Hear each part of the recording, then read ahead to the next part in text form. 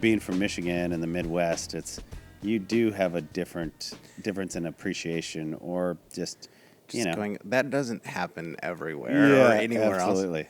But then, and you guys spend still a lot of time up in Traverse City, but does she have those kind of odd moments up there where it's like, that seemed like the most Michigan thing I ever saw? Absolutely. Because in Michigan, we have like a lot of, our language can be a little bit different. Yeah. Obviously, our accents and how we stress various, letters and that's just so, when you spend a lot of time probably just anywhere away from where you're from, I think that exists with a lot of people. But Michigan definitely. Well, it hones your ear, you forget about it, and then you come back and you're like, okay, I heard it. Because you don't hear it any other time. But it's also like the, sort of the mentality in different areas, like you think of, like the stereotypical thing is like New Yorkers, they just put their heads down, they move forward, right? Californians, they're kind of like lazy and laid back, and it's like, and in Michigan, I think we have that, whatever that is that exists, that when you go back there, you're like, oh yeah.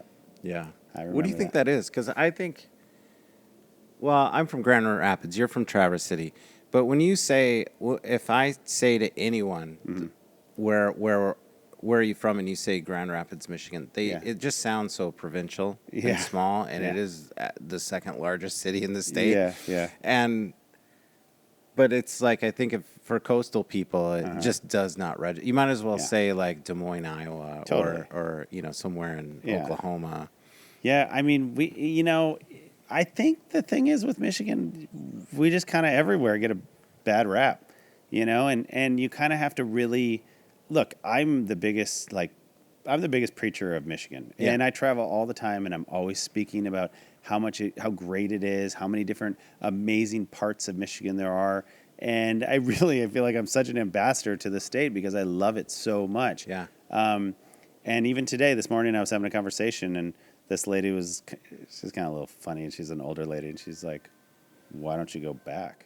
And how she gave me that kind of like little, you like it so much? Yeah, why don't you go back? And I was like, easy, slow your roll. Easy. But I really do love it, and you have to kind of explain to a lot of people because they think Michigan's a flyover state. Yeah. And it doesn't exist. But it really, truly is. I think, especially up north, Mm-hmm. I had to shoot this was only a few weeks ago, but I sort of took it for granted, but then when I really thought about it, how rare this assignment was, I shot something for the Wall Street Journal, and it was like, will you go to Mackinac Island for 3 days? We're doing a story about new construction on the island and how everything's still brought in on horse carts and freight ferries and the codes and all this other stuff that they have to follow.